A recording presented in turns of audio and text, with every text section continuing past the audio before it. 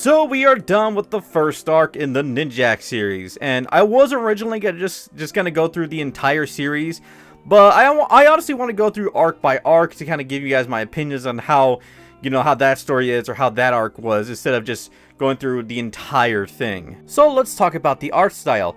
Now, the one artist that would actually stay on the Ninjak series up until issue 8 was the late and great Butch Guice. And with different issues, we would have different artists such as Clayman, Stepan Segovia, Marguerite Sauvage, Raul Allen, and Juan Jose Rip. Now, at first, I kind of wish that they just stuck with Clayman, but after rereading the series, I actually love the different art styles for each Shadow 7 member. Especially with the issue with Sanguine in it, I really love Juan Jose's art that makes everything look so grimy, gritty, and disgusting, especially when we see the fight between Ninjak and Sanguine. And speaking about the action in the Ninjak series is very great. He fights like how he's supposed to, like a ninja, or at least ninja-esque. He doesn't just cut up people's weapons, then knocks them out. He literally has to take out people for the sake of his mission.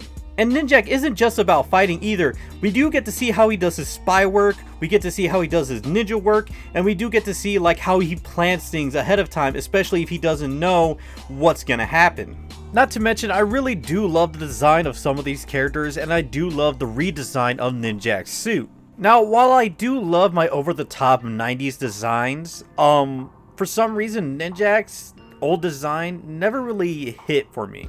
And I think one of the reasons I don't like it is because it looks like he put it together himself, rather than MI6 giving him that like super high-end technology. Now, I thought the pacing of the story was fine, but if there's one thing I didn't really like that kind of continued through this arc, was how we cut from the present to like Colin's childhood.